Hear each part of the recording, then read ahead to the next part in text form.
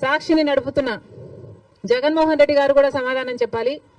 ఇలాగే జగన్మోహన్ రెడ్డి గారు కూడా అమ్మఒడి అనే పథకం ఆయన ముఖ్యమంత్రి కాకముందు అమ్మఒడి పథకం కింద మేము ప్రతి బిడ్డకు 15,000 ఇస్తాము అని ఆ రోజు వాగ్దానం చేశారు.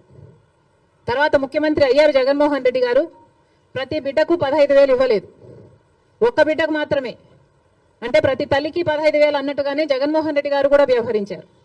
మరి జగన్మోహన్ రెడ్డి గారికి ఆ వాగ్దానం గుర్తులేదేమో ఈరోజు చంద్రబాబు గారు గురించి రాస్తున్నారు. జగన్మోహన్ రెడ్డి గారు కూడా ఇదే వాగ్దానాన్ని ఇచ్చి మాట తప్పడం జరిగింది.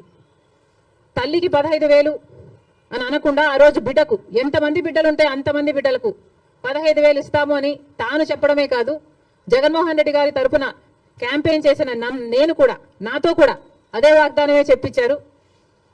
ఆ రోజుల్లో నేను కూడా జగన్మోహన్ రెడ్డి గారు ఈ పథకాన్ని అమలు చేస్తారు అని నమ్మి బాయ్ బాయ్ బాబు క్యాంపెయిన్లో నేను కూడా ప్రచారం చేయడం జరిగింది. కానీ జగన్మోహన్ రెడ్డి గారు ముఖ్యమంత్రి అయిన తర్వాత అమ్మఒడి పథకం కింద కేవలం ఒక్క బిడ్డకు మాత్రమే ఇవ్వడం జరిగింది.